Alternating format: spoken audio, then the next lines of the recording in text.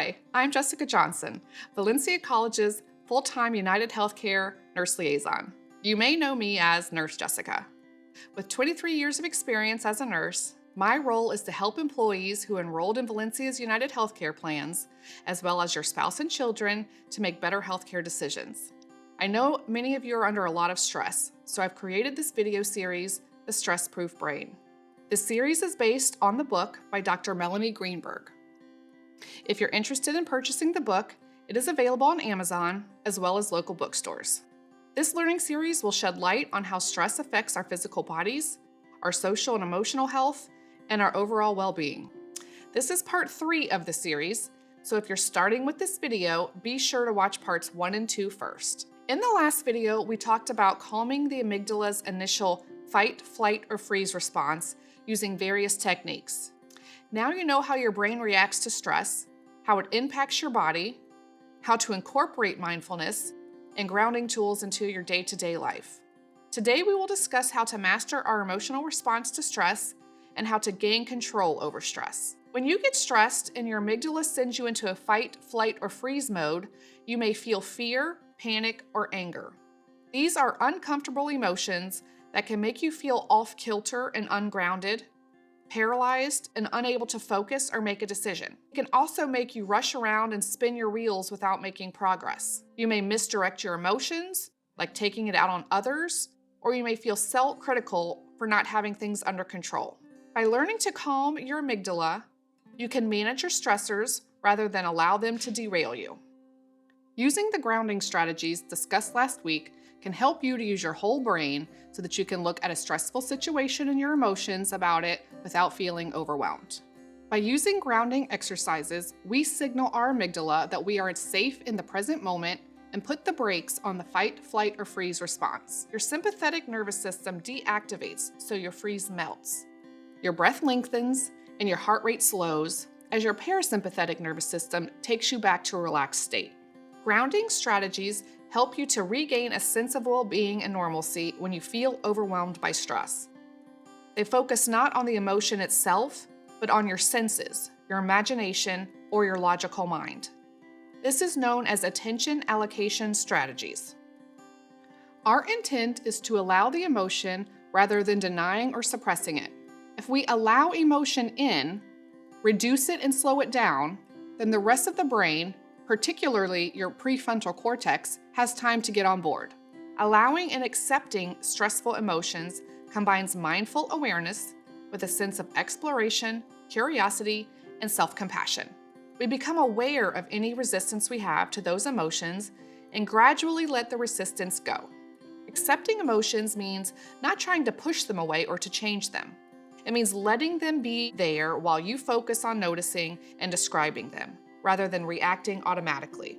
Whatever the present moment contains, accept it as if you have chosen it. Work with it and not against it. But what if you can't stop the emotion once you let it in? First, stressful circumstances cause your amygdala to initiate a chemical cascade before the rest of your brain knows what's going on. There are more neural connections leading from the emotional to the thinking areas of the brain. Emotions are primary, with thoughts being secondary, and emotions are hardwired into your brain. Second, allowing emotions in helps you learn that they're changing aspects of experience rather than fixed entities. Emotions grow, peak, and subside. By being willing to experience our emotions helps you to get used to them and see them as less dangerous or scary, and more manageable and temporary. Third, you can learn to separate emotion from your negative judgments about it.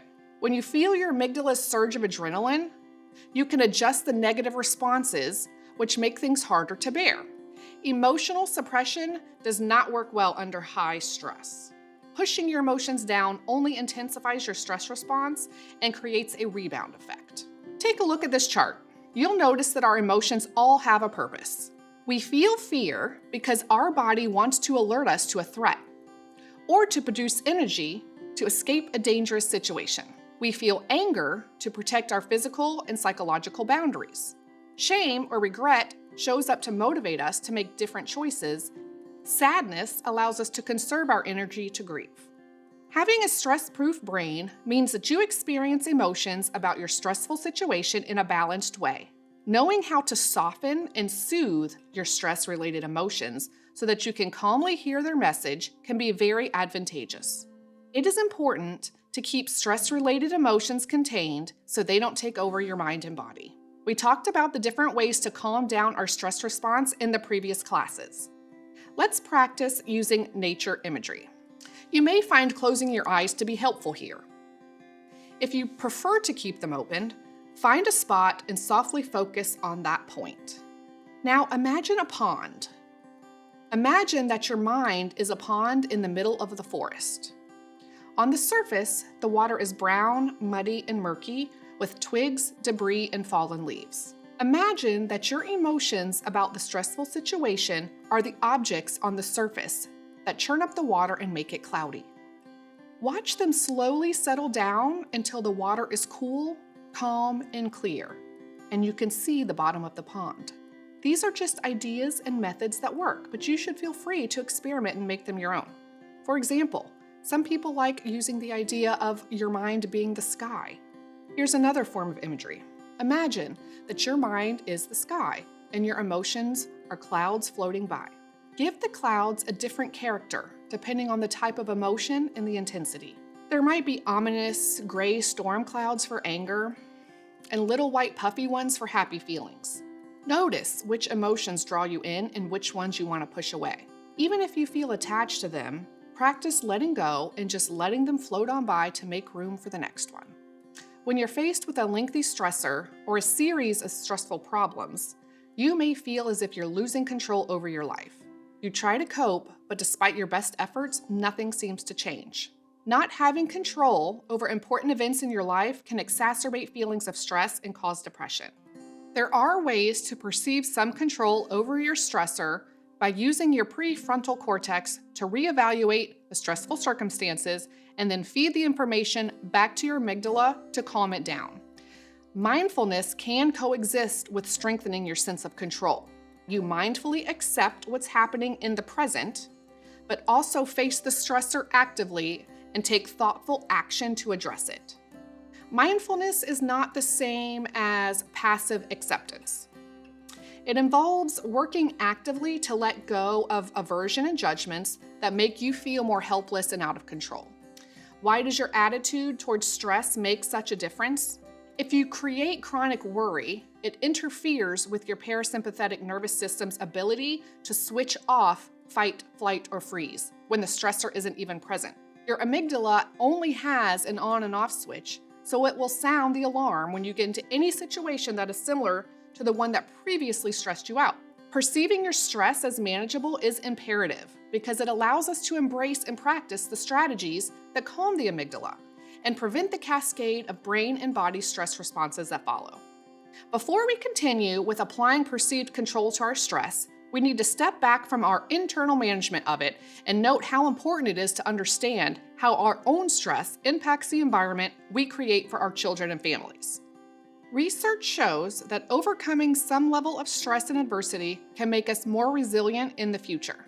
One of the first researchers to investigate resiliency was University of California child psychologist Emmy Werner. She and her colleagues studied a group of children who had experienced poverty, victimization, and neglect, and they tracked them until age of 40. 2/3 of these children didn't fare well in life, but the other third grew into happy, successful, healthy, and optimistic adults. The children who ended up faring better than their peers had a few things in common, including good temperament, a skill that gave them a sense of pride and achievement, and at least one adult outside the family who acted as a caring and positive role model. As you practice these skills, consider teaching and sharing these practices with children or other loved ones, setting them up for a healthy relationship with stress over a lifetime. So now let's get back to perception. There are a couple of different ways to perceive control over your stressful circumstances. You may believe that you do something to positively affect the outcome of your stress. A way to feel in control is to see yourself as a person who can do or learn to do what the situation calls for. Think about your stressful circumstances and your level of confidence that you can do something constructive to cope, meet your goals, or avoid a negative outcome. Think back to the stressful situation you thought about when we did the allowing your emotions exercise. Ask yourself, what helped me to survive other difficult circumstances in my life? Consequently, think back to the hippocampus. That's our brain's biographer that stores our past experiences. Have I faced this type of situation before? What skills or qualities do I possess that might help me manage this situation? And what external resources or support can I rely on to help me deal with the stressor? Now that you know how important it is to feel a sense of control over your stressor, how do you decide which parts of the stress you can control? If you believe you have control of the whole process and you really don't, you might end up having unrealistic goals or engaging in wishful thinking and getting very frustrated. So how do you avoid these pitfalls? Your amygdala isn't good at differentiating between similar situations. That's the hippocampus's job, further down the cascade. It just tells you there's a situation that you need to pay attention to and initiates fight, flight, freeze mode. Your prefrontal cortex can take a more sophisticated view of the situation and let your amygdala know, we've got this, you can relax. For example, if you're organizing an event, you can remind yourself that you're an organized person, that you've given yourself enough time, and that you've gotten enough help. So you know the event will be successful even if there are a few minor glitches. Make a list of things you can and can't control.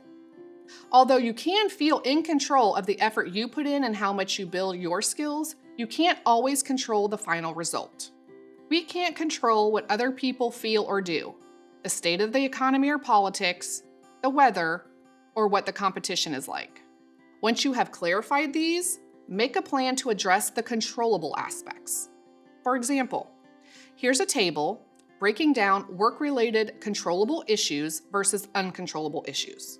Break tasks down and schedule specific times to work on them. Set up a realistic timetable and keep yourself accountable. Anticipate obstacles, and if you find yourself ruminating about the uncontrollable aspects, either deliberately refocus on the controllable things or get up and go do something else. Ruminating brings down our mood, and we are less likely to take action with our stressor. Once you have defined the parts of the problem you can't control, the next step is to deliberately move your attention away from these aspects so that you can focus on the best job you can with the controllable pieces of your stressor. You can let your amygdala know you have the uncontrollable stuff contained. That way, your brain will be less likely to remind you of everything that might go wrong. You're going to create your very own worry container. In conclusion, you have the ability to tell your amygdala that you are in charge. In order to control our responses, we first perceive our stress as manageable. Stress management means taking the time to process the emotions triggered by the stressor, taking a moment to ground yourself, and determining what you can control. Act on those you can and let go of the things you can't. I encourage you to choose a strategy we covered and begin to practice it in daily life. In the beginning, forming and sticking to a new habit takes some work. It can be helpful to set up a reminder on your phone or calendar to take the time. In our final video, we're going to become cognitively flexible and learn how to bring in the positive.